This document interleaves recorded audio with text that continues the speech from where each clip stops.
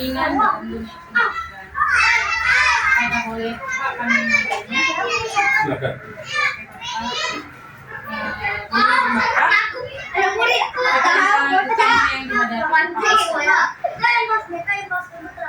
Saat ini dalam memastikan semua siswa memperoleh pendidikan yang berkualitas. Sesuai kesenjangan pekerjaan yang utama, banyak sekali yang perlu diregulasikan dari dulu. Kenapa kita katakan demikian? Apalagi sistem digital sekarang ini banyaknya belum merata akses dan teknologi itu kadang terhambat dan sarana pun masih bisa dikatakan belum maksimal.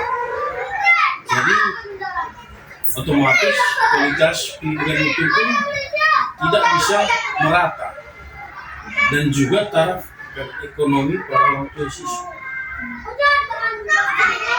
Itu yang paling utama sekali. Kalau dalam tingkat kurikulumnya ya mudah-mudahan itu sudah bisa mampu merespon apa yang dibuatkan oleh pemerintah di sini.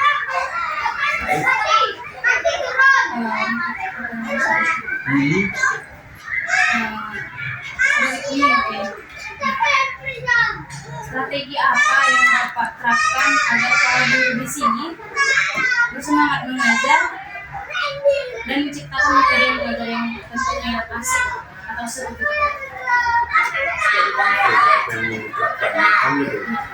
Di sini kami terapkan adalah bentuk utama kolaborasi antara sekolah dengan guru, di mana stakeholder mungkin saya mengarahkan kepada guru itu selalu membuat kegiatan anak-anak itu bersifat anak, bukan kemauan guru gitu. Kemauan anak. Jadi anak itu terdeteksi yang mana yang umpamanya relevansinya, umpamanya itu ada yang seni. Jadi dari situ bisa jelas diketahui. Jadi kalau kemauan guru kan seperti dulu kan calis tuh, baca, tulis, berhitung, itu aja difaktorkan tuh. Kalau sistem digitalisasi sekarang kan berbeda. Apalagi kalau kemarin deep learning, PLM. Jadi harus berorientasi kepada si anak, bukan kepada si guru. Si guru hanya sebagai motivator, memberikan arahan dan menunjukkan di mana tentang jalan yang harus dijalani. Pak, ini berdasarkan pengalaman Bapak, faktor apa yang paling menentukan dalam membangun kerjasama yang erat untuk mendukung tentunya guru dan orang tua? Berdasarkan apa yang paling menentukan dalam membangun kerjasama yang erat dan saling mendukung antara sekolah dan orang tua siswa.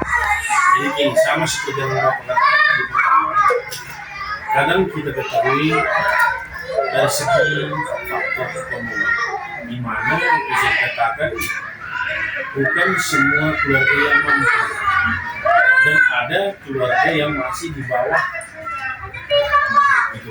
Jadi bagaimana kita mengarahkannya? Ya kita bila mana ada sesuatu kita buat pertemuan dengan orang tua. Hal-hal apa saja yang bisa meningkatkan kompetensi si anak. Jadi kita memberikan motivasi kepada orang tua agar bisa selepas dari sekolah mereka bisa juga memilih 1 jam 2 jam di rumah untuk mengulang pelajaran tadi. Namun kadang orang tua ini bisa dibilang lebih sulit dari anak. Nah, kalau masalah anaknya dipanggil susah, tapi kalau dikasih bantuan jam 7 dan sampai ini dia contoh seperti kemarin ini kan dia sendiri ya, kalau begitu cepat. Tapi kalau masalah anaknya, kenapa baju anaknya jorok lah, kenapa fasilitas sarana pendidikan anak ini istilahnya kebutuhan si anak, ya, masih banyak yang mengatakan seperti ini teman-teman tadi, untung menyekolahkan anak dapat bantuan. Kalau pada zaman Bapak dulu tidak, beruntung anak bisa sekolah. Itu bedanya. Sekarang beruntung anak sekolah dapat bantuan. Kalau dulu beruntung bisa saya sekolahkan anak saya. Jadi motivasi orang tua itu tinggi. Kalau sekarang akibat entah bagaimana masalah keluarga, masalah ekonomi sudah ini terutama. Jadi kalau hubungan mempereratnya dalam hal satu, melaksanakan kegiatan kerohanian, mengundang orang tua, mengadakan rapat, kita sebagaimana kami sekolah dengan orang tua, dan sekaligus memberikan arahan-arahan kepada orang tua agar selalu merespon apa yang dilaksanakan oleh guru tadi. Itu aja. Nah, Pak, menurut Bapak, bagaimana pandangan Bapak mengenai peran teknologi di sekolah dasar ini? Di satu sisi sangat membantu, dan di satu sisi lain ada resikonya. Bagaimana mengelola keseimbangan? Baik. Jadi kalau soal mengenai teknologi yang ada di sekolah ini sangat membantu. Kenapa demikian? Karena pada saat digitalisasi sekarang semua membutuhkan internet. Betul. Jadi sangat menguntungkan. Kenapa? Dulu kalau kita mengirim data sudah cepat. Mengakses pelajaran dari luar sudah bisa, apalagi ada smart TV dan lebih luas bisa dipergunakan oleh siswa, dan mereka juga bisa langsung apa yang mereka buat di situ. Umpamanya membentuk rumus, mereka bisa membuat lagu cerita bisa. Jadi di sini sangat menguntungkan, tapi resikonya tinggi juga resikonya. Akibat kecanduan gadget tadi, si anak jadi malas belajar. Ini jadi hal-hal yang negatif pun akan mereka mudah dapat. Jadi pesan saya, kalau memang artinya hal demikian, perlunya itu membatasi ruang-ruang anak. Contohlah gadget, ya, segala akses bisa dapat di sini. Baik buruknya ada di dalam. Kalau orang tua tidak berperan aktif, seperti yang saya bilang tadi, tentu anak-anak kebablasan. Risikonya bagaimana?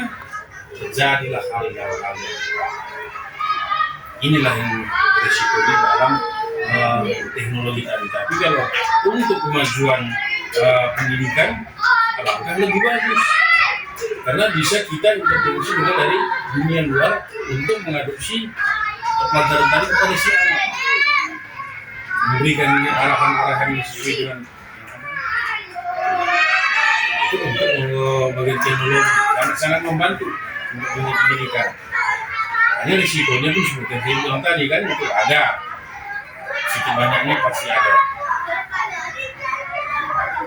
Nah, Pak, untuk menciptakan lingkungan sekolah tentunya agar nyaman terus positif. Bapak, siapa yang Bapak prioritaskan sekolah? Ini pertama, ini saya cerita dengan pengalaman saya kan gitu ya. Pertama dulu saya di sekolah ini, keadaan sekolah ini sangat bisa dibilang jauh, baik dari lingkungan, baik dari segi penataan dokumennya. Jadi begitu saya masuk, saya bekerja sama dengan pemerintahan, maka pertama dulu saya lakukan untuk kenyamanan anak, karena dulu ada yang anaknya culik lah, entah apa segala macam, maka saya naikkan pagar. Dan orang jualan pun udah terbatas, karena dulu penuh dengan cucuk sate, bungkus-bungkus makanan yang bisa dikatakan dapat meracuni si anak. Kan gitu. Jadi banyak kita lihat dulu, contohlah permen-permen ada yang berwarna-warni, membuat si anak menjadi kanker apa segala macam. Jadi saya pertama utamakan naik pagar, tutup jam sekian harus masuk, jam sekian buka. Itu untuk kenyamanan si anak, dan guru pun tidak terpengaruh dengan apa yang di lingkungan kan gitu, dan memperbaiki sarana yang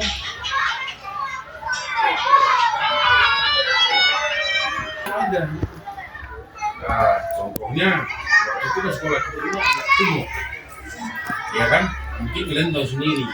Jadi setelah saya masuk, inilah rutinnya. Jadi kalau lingkungan bersih, nyaman, tentu belajar pun akhirnya fokus. Ini dia. Nah, jadi hal-hal yang bisa dikatakan yang nyaman, praktis yang paling saya prioritaskan, saya dulu memprioritaskan pertama adalah mengenai lingkungan. Karena apapun ceritanya, kalau kita berbicara dengan materi tanpa didukung oleh lingkungan, langsung. Pertama lingkungan, baru sarana, setelah itu baru untuk pendidikan berlanjut. Itu lagi ya. Terima kasih atas bincang hari ini. Kami ucapkan terima kasih Bapak. Sekian dari kami. Oke, ya. Sekian dari wawancara kami. Terima kasih.